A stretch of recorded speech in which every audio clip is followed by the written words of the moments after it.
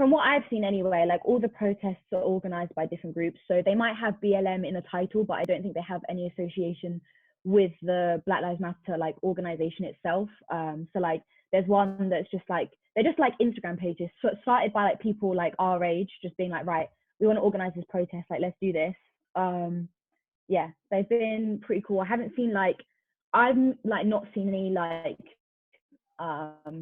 violence or anything like that. I mean, I'm not someone necessarily who like I'm not critical of any protesters that involve in violence or vandalism personally, but I haven't seen any of that. What I will say there is in Birmingham, when I went, there was like 4,000 people there, and when we did gather, everyone peaceful, chilling, listening to the speakers, and all of a sudden the police deployed like two, I don't know if they were flashbangs or whatever, two things that made massive banging noises in attempts to disperse the crowd.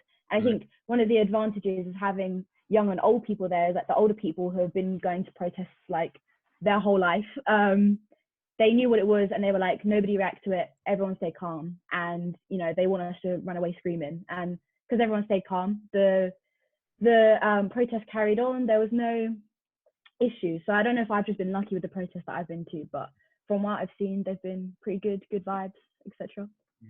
I think that like in relation to like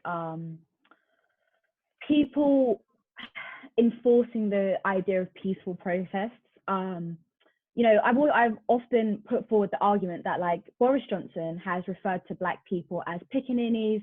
He said that they have watermelon smiles. He said that African children are little AIDS-ridden choristers. Like, he is profusely a racist man.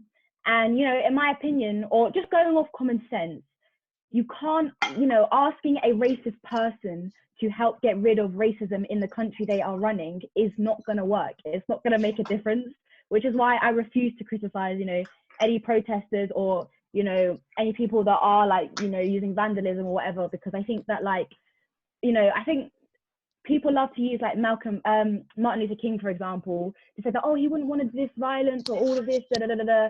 He also understood the fact that like violence is the voices of the people who go unheard. Like, you know, you can't, peaceful protests, petitions, you know, all these social media things are great, but they are also some of the easiest forms of protest to ignore. And so, you know, I do think it brings into question, like, how effective are they if they are so easy to ignore?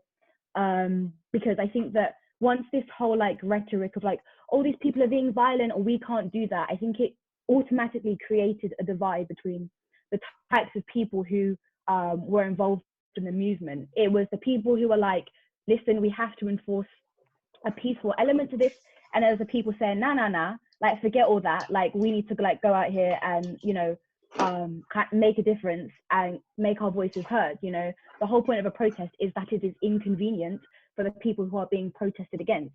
I do think peaceful protests to some extent are inconvenient. Like from where I've been, like the amount of effort policemen have to go through to like lock off all the roads, and these protests are still going on. So every week, multiple days a week, they're having to lock off roads, they're having to like do this, do that, da da da da. So it is inconvenient to some extent, but you know, how inconvenient is a peaceful protest really? Yeah, those are my thoughts anyway.